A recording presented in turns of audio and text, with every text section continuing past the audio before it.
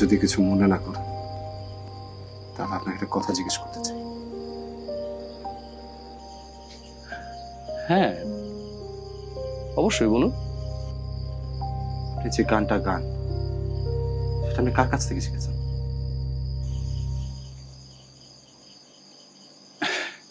এটা তো খুব অপ্রচলিত গান না, তবে খুব একটা গাওয়া হয় না। আর তাছাড়া আমি তো প্রফেশনাল কোনো শিল্পীও নই, এই নিজের মনে সুখে গাই আর কি।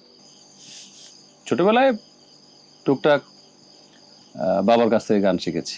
ইনফ্যাক্ট ইনফ্যাক্ট আমার বাবা খুব ভালো গান করতেন। তবে তবে এই গানটা আমার ওয়াইফ মানে শিলার অনুরোধে মাঝে মধ্যে গাই। কিন্তু কেন বলুন তো? এই গানটাই কেন?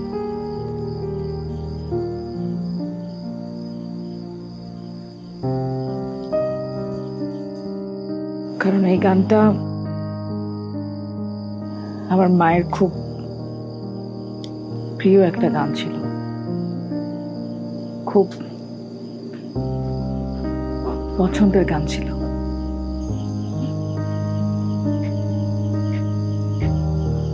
আচ্ছা, কি হয়েছিল ওনার?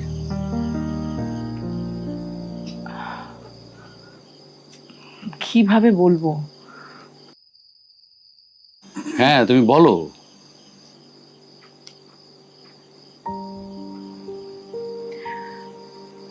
আমার বাবা খুব খামখেয়ালি একজন মানুষ ছিলেন। যখন যা ইচ্ছা তাই করে বেড়াতেন। একবার বাবা আর মায়ের খুব ঝগড়া বাঁধলো। তখন আমি স্কুলে ছিলাম। এসে দেখি যে মা অনেক কান্না করছে। বাবা বাবা আমার ছোট ভাইটাকে নিয়ে কোথায় যেন চলে গেছে।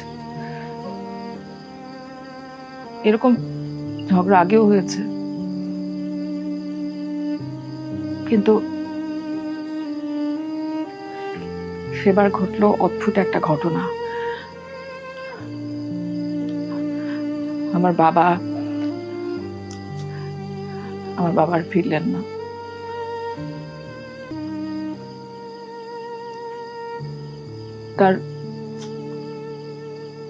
তার কয়েক বছর পরে আমরা জানতে পারলাম যে বাবা ফ্রান্স নাকি লন্ডন কোথায় যেন চলে গেছে। সেখানে যে আরেকটা বিয়ে করেছে।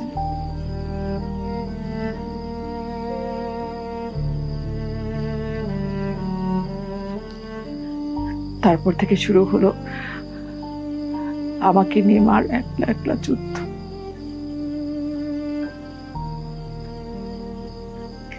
আমাকে বড় করলেন, লেখাপড়া শিখালেন, তারপর রুবাইয়াতের সঙ্গে আমার বিয়ে দিলেন। তারপর একদিন মাও চলে গেলেন। এরপর থেকে আমরা বাবাকে আর কোনোদিন খুঁজি।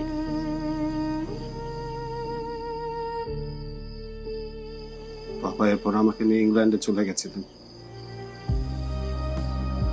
সেখানে যাবার কয়েক বছর পর বাবা এক ডিভোর্সি মহিলাকে বিয়ে করেন, ফরেনার।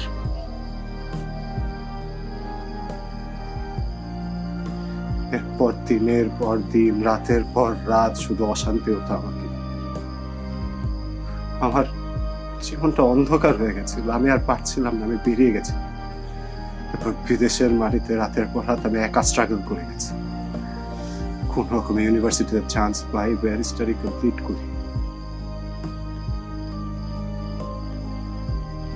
সেখানে নুপুরের সাথে আমার দেখা হয়।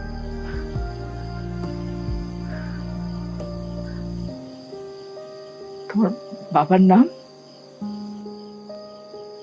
ফারুক হোসেন।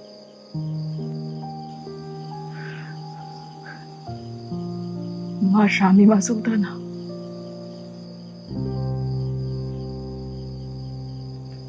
আপনি শিলা হোসেন।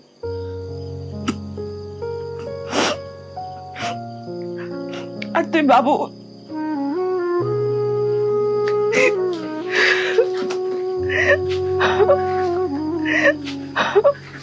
আমরা তোকে বাবু বলে ডাকতাম।